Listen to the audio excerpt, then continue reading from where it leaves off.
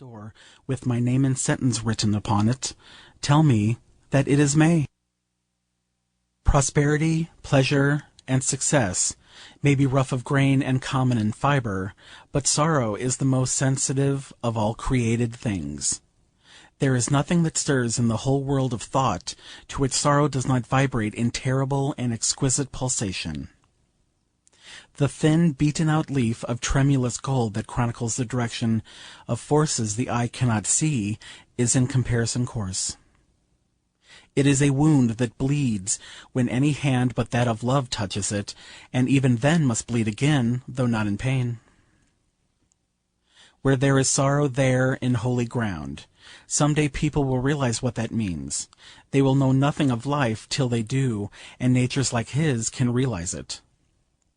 When I was brought down from my prison to the court of bankruptcy between two policemen, waited in the long dreary corridor that, before the whole crowd whom an action so sweet and simple hushed into silence, he might gravely raise his hat to me, as, handcuffed and with bowed head, I passed him by.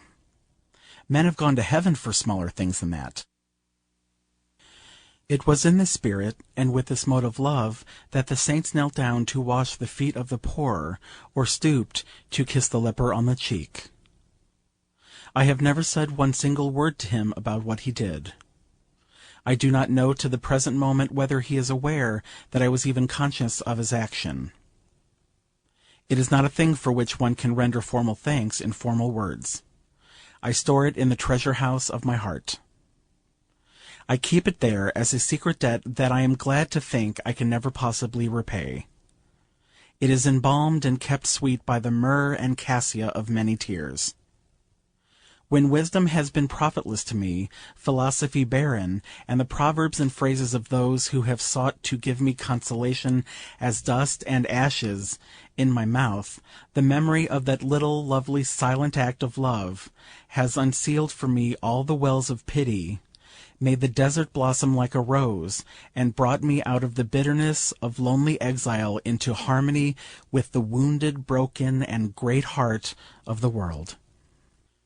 When people are able to understand not merely how beautiful its action was, but why it meant so much to me and always will mean so much, then, perhaps, they will realize how and in what spirit they should approach me.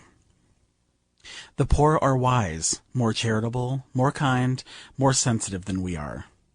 In their eyes, prison is a tragedy in a man's life, a misfortune, a casualty, something that calls for sympathy in others. They speak of one who is in prison as of one who is in trouble, simply. It is the phrase they always use, and the expression has the perfect wisdom of love in it. With people of our own rank it is different. With us, prison makes a man a pariah. I, and such as I am, have hardly any right to air and sun. Our present taints the pleasures of others. We are unwelcome when we reappear. To revisit the glimpses of the moon is not for us.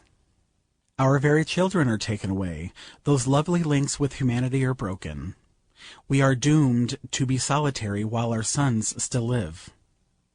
We are denied the one thing that might heal us and keep us, that might bring balm to the bruised heart and peace to the soul in pain.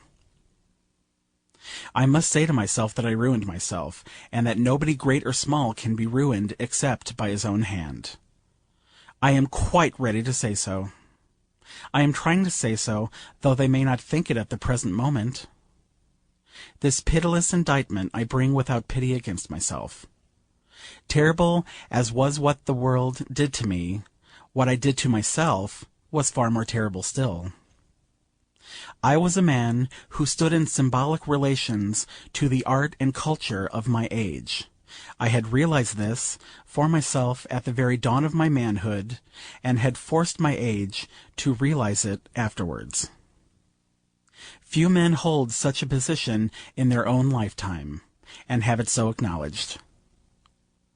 It is usually discerned, if discerned at all, by the historian or the critic long after both the man and his age have passed away. With me it was different. I felt it myself, and made others feel it. Byron was